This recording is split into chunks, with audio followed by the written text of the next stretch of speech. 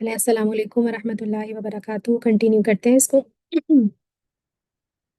ठीक है, तो अल्लाह ताला फरमा रहे हैं डांट के और हमें बता रहे हैं कि क्या आप लोग इस चीज़ का वेट कर रहे हैं कि अल्लाह ताला खुद ज़मीन पे आए और अजाब आ जाए, फरिश्ते आ जाए, फिर आप मानेंगे क्या?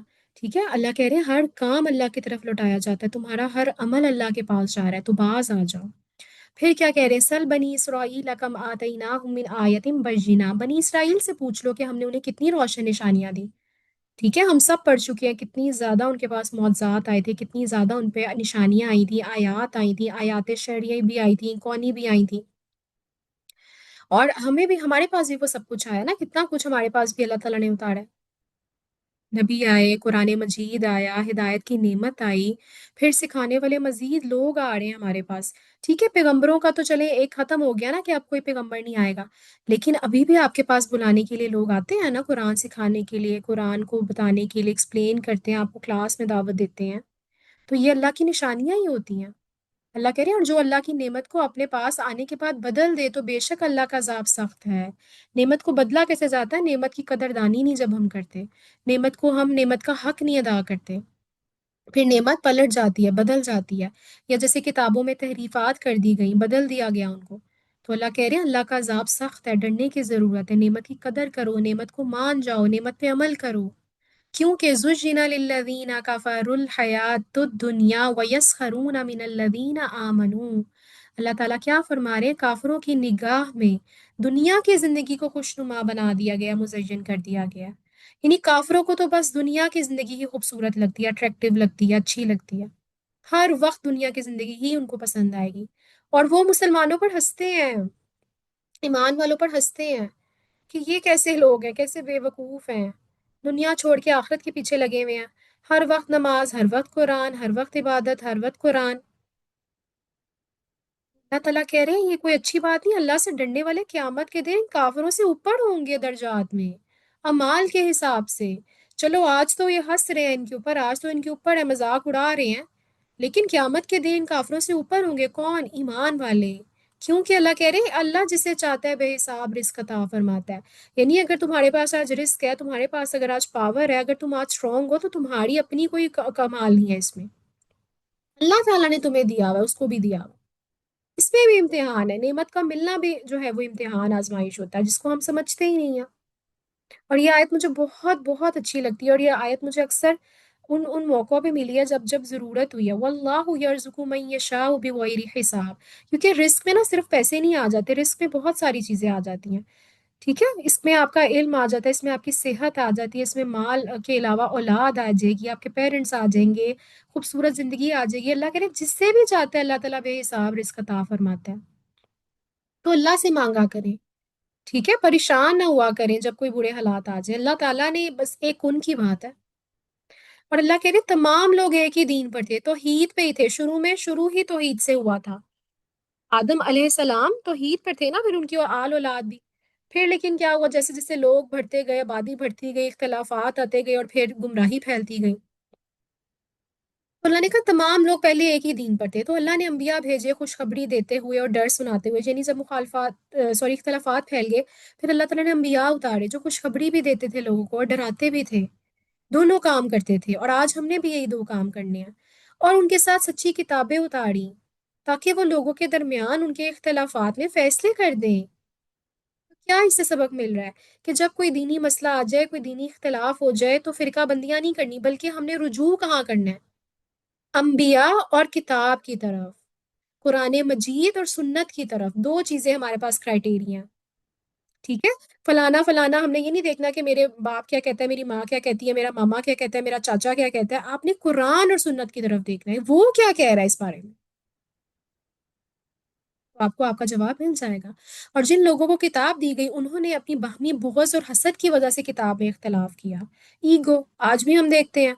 आज आप देखेंगे किसी किसी को पता भी चल जाता है सम टाइम्स कि हम गलत हैं या हमें ये चीज़ नहीं करनी चाहिए, लेकिन वो जिद में, अना में, गुरूर में इतना आगे बढ़ जाते हैं कि वो मानते ही नहीं है। और फिर खानदानों में लड़ाइयाँ हो जाती हैं इस बात पे, फिरके बन जाते हैं, अल्लाह माफ करे। तो कहाँ आपकी अना काम आएगी? क़यामत के दिन अना ने नहीं काम आना, क़यामत के दिन अमाल ने काम आना है, क़यामत के दिन तौहीद ने काम आना है, क़यामत के दिन सुन्नत ने काम आना है। ٹھیک ہے؟ تو آج اپنی ایگو کے پیچھے لگ کے اپنی آخرت برباد نہیں کرنی ہم نے۔ یہ اختلاف اس کے بعد کیا کہ ان کے پاس روشن احکام بھی آ چکے تھے، یعنی قرآن پڑھ لیا، آ گیا نالج، اب آ گئی ہے، معافی مانگ لے، کوئی بات نہیں، سوری کر لے اللہ تعالیٰ سے اور لوگوں سے، اور پھر آگے بڑھ جائیں۔ نہیں، ہم نے ایگو میں ہی رہنا ہے، ہم اب نیچے کیسے آ جائیں؟ تو اللہ نے ایمان والوں کو اپنے حکم سے اس حق بات کی ہدایت دی جس میں لوگ جھگڑ رہے تھے، یعنی کہ الحمدللہ اگر آج ہمارے پاس ہدایت ہے تو اللہ کا شکر ادا کرنا چاہیے کہ اللہ نے ہمیں یہ دی ہے۔ اللہ جسے چاہتا ہے سیدھی راہ دکھاتا ہے، سبحان اللہ۔ اور اس سے وہ ہمیں بتاتے ہیں اللہ جسے چاہتا ہے سیدھی راہ دکھاتا ہے، تو اس سے یہ نہیں سمجھنا کہ اچھا اللہ تعالیٰ کی مرضی ہے تو پھر اللہ کسی کو توحید دے گا تو پھر ہم کیا کریں۔ نہیں، اللہ تعالیٰ طلب دیکھتے ہیں کہ جو مانگتا ہے اللہ تعالیٰ اس کو دے دیتے ہیں، پر مانگا تو کریں۔ ام حسبتم ان تدخلوا الجنة ولما يأتكم مثل الذين خلوا من قبلكم، یہ بھی بڑی خوبصورت آیت ہے۔ ترجمہ دیکھیں، کیا تم یہ سمجھتے ہو، کیا تمہارا یہ گمان ہے کہ جنت میں داخل ہو جاؤ گے حالانکہ ابھی تم پر پہلے لوگوں جیسی حالت ہی نہیں آئی؟ انہیں سختی اور شدت پہنچی اور انہیں زور سے ہلا ڈالا گیا، یہاں تک کہ رسول اور اس کے ساتھ ایمان والے کہہ اٹھے اللہ کی مدد کب آئے گی؟ سن لو بے شک اللہ کی مدد قریب ہے۔ یعنی اللہ تعالیٰ اس دور کے صحابہ سے بھی کلام کریں، جیسے وہ پریشان ہوتے تھے جب ان پہ سختیاں آتی تھیں، تو اللہ تعالیٰ نے یہ آیت اتاری کہ کیا تمہیں کیا لگتا ہے کیسے جنت میں داخل ہو جاؤ گے؟ اتنا آسان ہے جنت میں جانا۔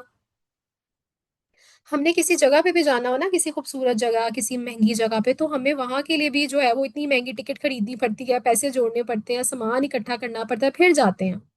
تو جنت جیسی جگہ پہ ایسے ہی چلے جانا ہے آپ نے؟ اللہ کہہ رہے ہیں ابھی تو تم پہ پہلے لوگوں جیسی حالت ہی نہیں آئی، ان کی تو ایسی ایسی ہلا مارے ڈالے گئے۔ ہم صحابہ کرام کی سٹوریز جو پڑھتے ہیں، دیکھیں کیا کیا ان پہ سختیاں آئی تھیں، کہ صرف وہ توحید کا کلمہ پڑھتے تھے اس بات پہ، اور الحمدللہ ہمیں تو ایسی سختی کوئی نہیں ہے۔ ان کو ہلا مارا ڈالا گیا، یعنی ان کے ایمان کا اتنا سخت امتحان لیا گیا، جیسے حضرت بلال کا ہم پڑھتے ہیں اور ڈفرینٹ ڈفرینٹ صحابہ کرام کا پڑھتے ہیں کہ کیسے ان کو اللہ معاف کرے ان پہ اتنے مظالم ٹھہرائے جاتے تھے، نماز نہیں پڑھنے دی جاتی تھی، کلمہ نہیں پڑھنے دیا جاتا تھا، لیکن وہ نہیں باز آتے تھے توحید سے۔ اللہ کہہ رہے ہیں ان پہ تو اتنی سختیاں آ گئی ہیں، وہ کہتے تھے کب آئے گی اللہ کی مدد؟ تو اللہ کیا کہہ رہے، اللہ ان نصر اللہ قریب، بے شک اللہ کی مدد قریب ہے۔ آج کا میسج، جب بھی کوئی تنگی آ رہی ہے، کوئی مشکل آ رہی ہے، تو آپ نے یہی سوچنا ہے کہ میں جنت کے لیے یہ کر رہی ہوں۔ جب آپ کی یہ توحید، آپ کا یہ ایمان ہوگا، آپ کا یہ عقیدہ ہوگا نا، تو مشکل آسان ہو جائے گی، پھر دنیا میں دل نہیں لگے گا، پھر آپ کو ہوگا کوئی بات نہیں، میں جنت کی قیمت تو نہیں ادا کر سکتی لیکن میں ٹرائی کر رہی ہوں۔ اور اللہ کیا کہہ رہے ہیں، اللہ کی مدد قریب ہے، انشاءاللہ جو بھی حالات میں آپ لوگ پھنسے ہوئے ہیں، جس کا جو بھی مسئلہ ہے، اللہ کی مدد قریب ہے۔ آپ صلی اللہ علیہ وآلہ وسلم سے سوال کرتے ہیں صحابہ کرام کیا خرچ کریں؟ کہا جاتا ہے یہ سوال تھا نفلی صدقات کے بارے میں، اس لیے کیونکہ جو فرض صدقات ہے، یعنی زکوٰۃ جو ہے، وہ تو اللہ تعالیٰ نے بتا دی نا کہ وہ کس کو دینی ہے، کیسے دینی ہے، کب دینی ہے، کیا ٹائم ہے، کون اس کے مصارف ہیں۔ تو پھر یہ نفلی صدقات کے بارے میں انہوں نے پوچھا کہ نفلی صدقات جو ہیں وہ کہاں خرچ کریں، ہم آپ صلی اللہ علیہ وآلہ وسلم سے پوچھا، تو اللہ تعالیٰ نے جواب دیا، آپ فرما دیں جو کچھ مال نیکی میں خرچ کرو، جو بھی تم خرچ کرو تو وہ ماں باپ پہ اور قریبی رشتہ داروں پر اور یتیموں پر اور محتاجوں پر اور مسافر کے لیے ہے، اور تم جو بھی بھلائی کرو بے شک اللہ اسے خوب جانتا ہے، یعنی کہاں کہاں خرچ کرنا ہے آپ نے، ٹھیک ہے؟ کیونکہ ماں باپ پہ زکوٰۃ تو نہیں لگتی نا۔ اور پھر کچھ لوگ پوچھتے ہیں کہ یہاں پہ بیوی کا یا بچوں کا کیوں نہیں نام؟ کیونکہ اس کے نام ہی ان پہ تو فرض ہے نا خرچ کرنا، ان پہ تو حق ہے، پورا ان کا حق ہے، رائٹ ہے، ان پہ تو کرنا ہی کرنا۔ تو اسی لیے یہاں پہ کیا آیا کہ سب سے پہلے پھر اگر آپ نے کہیں خرچ کرنا ہے، آپ کا دل کر رہا ہے کہ آج میرا دل کر رہا ہے میں کہیں خرچ کروں، کسی کو خوش کروں، تو سب سے پہلے اپنے ماں باپ پہ خرچ کرنا ہے، ٹھیک ہے؟ پھر قریبی رشتہ داروں پر، جس میں میں نے آپ کو بتایا کہ آپ کے بہن بھائی آ جائیں گے، آپ کے ماموں، چاچو، خالہ، پھپھو، بھتیجے، اور یہ سارے رشتے آ جائیں گے۔ پھر یتیموں پر خرچ کرنا ہے، یتیم اگر اگرچہ امیر بھی ہے پھر بھی اس پہ خرچ کرنے کا حکم ہے، اس لیے کیونکہ وہ محروم ہے نا، محروم تو ہے نا وہ کسی نہ کسی طرح، اس کے پاس ایک رشتہ ہی نہیں ہے، تو اس لیے ان پہ بھی خرچ کرنا تاکہ ان کو موٹیویشن ملے، ان کو خوشی ملے کہ ہمارے پر بھی کوئی خرچ کرنے والا ہے۔ اور پھر مساکینوں پر، محتاجوں پر، وہی جو سفید پوش لوگ ہوتے ہیں جو مانگتے نہیں ہیں لیکن جن کی ضروریات پوری نہیں ہو رہی ہوتی، دین اگین ضروریات پوری نہیں ہو رہی ہوتی، خواہشات کی بات نہیں کر رہی ہوں میں، ٹھیک ہے؟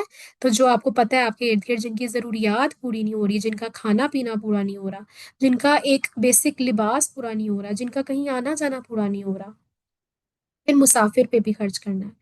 اور اس پہ ہم نے بڑی ڈیٹیل میں بات کی تھی کہ کوئی مسافر آ گیا، وہ پھنس گیا، اس کے پاس پیسے نہیں ہے تو اس پہ بھی خرچ، اور اس پہ پیسے ہیں بھی تو بھی اچھی بات ہے اس پہ خرچ کریں، اس کو کھلائیں پلائیں، اس کی جو ہے وہ اچھی خاطر ہوا کریں۔ یہ تو ہم پڑھتے ہیں نا دین میں، اس کا کتنا بڑا جو ہے وہ رتبہ ہے۔ اور تم جو بھی بھلائی کرو بے شک اللہ اسے جانتا ہے، یعنی تم جتنا بھی خرچ کرو، تھوڑا ہے زیادہ ہے، اللہ نیت دیکھ رہا ہے۔ آخری آیت جو میں نے تھی کہ قرآن کی جو میں نے آپ لوگ کو بھیجی تھی، تو یہاں تک جو ہے نا جو رک گئے ہیں، تو اس کا مطلب اللہ تعالیٰ آپ کو یہ دکھانا چاہ رہے ہیں، پڑھانا چاہ رہے ہیں، کتنی خوبصورت آیت آنے لگی ہے۔ تم پر جہاد فرض کیا گیا حالانکہ وہ تمہیں ناگوار ہے، برا لگتا ہے، مشکل لگتا ہے، اور قریب ہے کہ کوئی بات تمہیں ناپسند ہو حالانکہ وہ تمہارے حق میں بہتر ہو، اور قریب ہے کہ کوئی بات تمہیں پسند آئے حالانکہ وہ تمہارے حق میں بری ہو، اور اللہ جانتا ہے اور تم نہیں جانتے۔ آپ یقین نہیں کریں گے، کلاس سے پہلے 7:30 8 8:30 بجے کی بات ہے، شاید میں تیاری کر رہی تھی کلاس کی، تو میں نا آخری آیت کی تیاری کی میں نے، جب رکھ دیا قرآن مجید، اس کے بعد مجھے ایک میسج آیا، مطلب میں اب یہ نہیں ریویل کروں گی کون ہے، کیونکہ پھر ایسے ہو سکتا ہے وہ بھی کبھی کلاس سن رہی ہو یا بعد میں سنے اور پھر ان کو ہو کہ میں ایسے بات کر رہی ہوں۔ تو خیر مجھے ان کا اسنیپ چیٹ پہ میری ان سے بات ہو رہی تھی، میری ریلیٹیو ہی ہے خیر، تو میں ان سے ایسے ہی نارملی ہم بات کر رہے تھے، اور اچانک اس نے مجھے کہا کہ میں آپ سے ایک بات کرنا چاہ رہی ہوں۔ میں نے کہا کیا بات کرنا چاہ رہی ہوں؟ اس نے کہا کہ میں آپ سے یہ بات کرنا چاہ رہی ہوں کہ میں ایک چیز جو تھی وہ اللہ تعالیٰ سے مانگ رہی تھی، اور میں نے بڑا استخارہ کیا، لیکن وہ چیز جو ہے وہ میرے سے دور ہو گئی، لیکن وہ میرے دل سے نہیں نکل رہی، تو میں ابھی بھی ہر دعا میں یہ کہتی ہوں اللہ تعالیٰ مجھے وہ مل جائے، حالانکہ مجھے پتا ہے کہ مجھے یہ دعا نہیں مانگنی چاہیے۔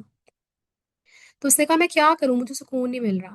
تو میں نے کہا میں نے آپ سے بات کرنے سے 10 یا 5 یا 6 منٹ پہلے یہ آیت پڑھی ہے، تو میں نے اس کو یہ آیت بھیجی، اسی لیے میں نے وہ گروپ میں بھی اسی ٹائم بھیجی تھی کہ قریب ہے کہ کوئی بات آپ کو ناپسند ہے لیکن وہ آپ کے حق میں اچھی ہے، اور کوئی بات آپ کو اچھی لگ رہی ہے لیکن وہ آپ کے حق میں بری ہے۔ تو اللہ تعالیٰ کیسے جواب دیتے ہیں آپ دیکھیں۔ اور میری کبھی بھی اس سے بات نہیں ہوتی بڑی سالوں سال میں ایک آدھ دفعہ بات ہو جائے تو ہو جائے۔ تو میں اتنی حیران ہوئی کہ اللہ تعالیٰ دیکھیں کیسے لوگوں کو جواب دیتے ہیں۔ اب پس منظر تو اس کا یہ ہے کہ جیسے صحابہ کرام مکہ میں جو ہے وہ کچھ لوگ بڑے کہتے تھے کہ ہم نے جنگ کرنی ہے، ہمیں اجازت ملے، لیکن ان کو اجازت نہیں ملتی تھی، لیکن جب مدینہ میں ان کو اجازت مل گئی تو کچھ جو لوگ تھے وہ تھوڑے ڈر گئے، جیسے گھبرا گئے، مطلب ان کو یہ نہیں تھا کہ اللہ معاف کرے، ان کو اللہ کے حکم پہ کوئی شک تھا یا ان کو یہ تھا، لیکن جیسے آپ کو پتہ ہے جنگ سے ہر کوئی جو ہے وہ گھبراتا ہے، ہیزیٹیشن ہوتی ہے پہلی دفعہ کرنے میں۔ تو اللہ تعالیٰ نے پھر یہ آیت نازل کی تھی، ٹھیک ہے، اللہ تعالیٰ نے کہا ٹھیک ہے تمہیں وہ ناگوار گزرا ہے لیکن تم پر فرض ہے۔ اور پھر ایک عام اصول بھی اللہ تعالیٰ نے زندگی کا دے دیا کہ قریب ہے کہ کوئی بات تمہیں ناپسند ہو حالانکہ وہ تمہارے حق میں بہتر ہے۔ جیسے اگر ہم اسی کانٹیکس میں دیکھیں تو ان کو جہاد یا جنگ کرنا مشکل لگ رہا تھا نا، لیکن اللہ تعالیٰ نے کہا وہی تمہارے حق میں بہتر ہو۔ کیسے دیکھیں بعد میں ان کو فتح مکہ ہو گئی تھی، ان کو کتنا مال ملا تھا، ان کو ایک فتح مل گئی تھی، ان کو مکہ پہ جو ہے وہ ایک قبضہ مل گیا تھا، اسٹرانگ ہو گئے تھے مسلمان مزید، اور کتنے لوگ پھر ایمان میں واپس داخل ہو گئے تھے۔ کچھ لوگ ایمان لانا چاہتے تھے لیکن وہ ڈر ڈر کے نہیں لاتے تھے، تو پھر جب مسلمانوں کو فتح ملی تو پھر وہ ایمان لے آئے۔ تو اس زمانے میں بھی یہ بہت آیت تھی، اور آج بھی ہم دیکھیں اگر تو ہوتا ہے نا کہ کوئی کام ہماری زندگی میں ایسا ہو رہا ہوتا ہے جو ہمیں بڑا ہی ناپسند ہوتا ہے، اور ہم کہتے ہیں کیوں میرے ساتھ یہ ہو رہا ہے، میں یہ ڈیزرو نہیں کرتی، یا میں تو یہ مانگ ہی نہیں رہی تھی، کیوں میرے ساتھ یہ ہو گیا، کیوں میرا اتنا پیارا کوئی چلا گیا، کیوں میرے مال میں اتنا لاس ہو گیا۔ تو اللہ تعالیٰ کہہ رہے ہیں ہو سکتا ہے اس میں ہی تمہارے حق میں بہتری ہے، تمہارے حق میں بہتر ہو، اور آفٹر سم ٹائم آپ کو پتہ چلتا ہے پھر وہ، ٹھیک ہے۔ تو اللہ کی حکمتوں پہ یقین رکھا کرے، سورہ کہف پڑھا کریں ہر جمعے کو ترجمے کے ساتھ، اس میں جو واقعہ آتا ہے حضرت موسیٰ اور حضرت خضر کا، اگر آپ وہ پڑھیں گے ہر جمعے کو، اس کا ایک میننگ ہے ہر جمعے کو پڑھنا۔ آپ عربی پڑھ لیتے ہیں، ترجمہ نہیں پڑھتے، ترجمہ پڑھیں گے تو پتہ چلے گا نا کہ اس میں اللہ تعالیٰ نے کیا سکھایا آپ کو۔ ترجمہ پڑھا کریں پلیز، ٹھیک ہے، ہر بندے کو ترجمہ اس کا آنا چاہیے۔ اور اللہ کہہ رہے ہیں اور قریب ہے کہ کوئی بات تمہیں پسند آ جائے، میں نے جو بتایا کہ اس کو میں نے جو جواب دیا لڑکی کو، کوئی بات تمہیں اچھی لگ رہی ہے، پسند آ رہی ہے، آپ کہہ رہے ہیں کیوں، بس یہی مجھے چاہیے، بس میں نے یہی لینا ہے اللہ تعالیٰ، لیکن نہیں ہے، تمہیں نہیں پتا آگے، پتہ نہیں تمہارے ساتھ وہ چیز کیا نقصان پہنچائے، اگر وہ کوئی انسان ہے، تو پتہ نہیں وہ تمہارے ساتھ کیا حال کرے گی، اگر وہ کوئی بزنس ہے، وہ کوئی جاب ہے، پتہ نہیں تمہارا اس کے ساتھ کیا برا حال ہو. ٹھیک ہے. اللہ جانتا ہے، تم نہیں جانتے نا. تو اس بات پہ ہمارا یقین ہونا چاہیے. آج کی خوبصورت آیت پہ کتنی ساری خوبصورت آیتیں آ جائی ہیں. ایک تو یہ کہ ہم جنت کو حقیر نہ سمجھیں، جنت کے لیے ہم نے محنت کرنی ہے، ایسے نہیں ملنی. پھر اللہ کی مدد قریب ہے. اور تیسری آیت آج کی کہ ہم نے یہ رکھنا ہے اپنے مائنڈ میں، جب کوئی چیز نہیں مل رہی تو اللہ تعالیٰ اس میں ہی بہتری ہے. ہر چیز میں خیر ہے. جب کوئی مل گئی ہے اس میں بھی اللہ کا شکر ادا کرنا. کوئی چیز بھلی نہیں لگ رہی لیکن وہ آپ کے ساتھ ہو گئی ہے، پھر بھی شکر ادا کرنا، کوئی بات نہیں، اس میں ہی میرے لیے کوئی بہتری ہوگی. ٹھیک ہے. الحمد للہ. تو یہاں تک ہمارا لیسن تھا، اور اللہ کا شکر ہے کہ ہم نے اس کو کمپلیٹ کر لیا الحمد للہ اللہ کی توفیق سے. اب آپ کا کوئی سوال یا کوئی